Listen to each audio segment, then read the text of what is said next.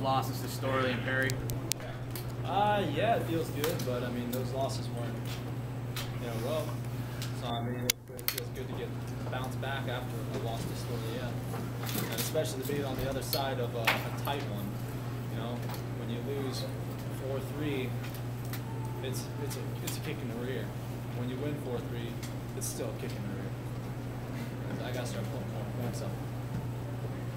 Mike, you talked about 40 seconds left, and it looked like you was already taking down. How did you get out of it, and how were you able to score this to take down yourself? No, there is no gimmies in wrestling. I mean, if there were gimmies, we wouldn't do the wrestling match. You battle every position, and you got to keep your composure. I mean, that's what I did. I was stingy as I could in that position. You know, he was in deep, and I just stayed focused on scoring. And you know, when I got my opportunity, I took advantage of it, and that's how I did get the score. Penn State's had a little bit of an advantage over Iowa recently. How much does this help this team regain some momentum? It definitely helps. You know,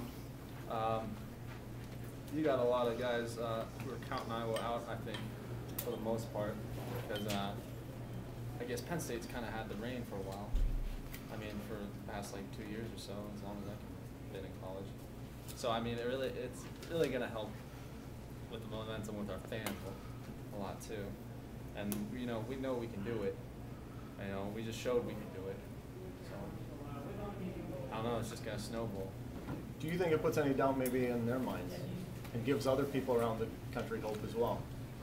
Yeah, I mean, when you're poking holes in people's sails, there's going to be other doubters. You know, there's going to be other teams that are going to try to take a piece out of Penn State. But you know, Penn State's a good team. You know, they're gonna bounce back from this, I guarantee it. So we gotta bounce back, and move forward from our win, and come back and wrestle on Parter when we hit them again. Have you become the upper weight leader for this team? Have McDonough is a lighter weight leader? I don't know. In other words, you know, a lot of their Penn State strength was their upper weights, but you seem to stop it with your victory. Yeah, I mean, I guess this was one of the swing matches if you look at it on paper, but I mean, I don't know. You're going to have, every guy's going to step up and be a leader when they get the opportunity. You know, maybe I've had more opportunities to step up and be a leader, and you know, you see that more often, I guess, but I guess that's what the point now. Sorry if you already addressed this, but can you talk about the scramble that led to your winning takedown? Yeah,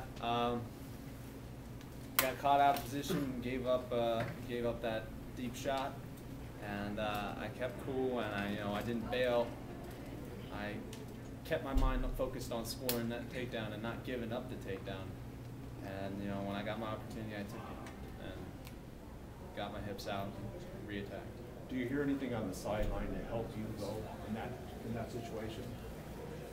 You do. Yeah, you do, but I mean,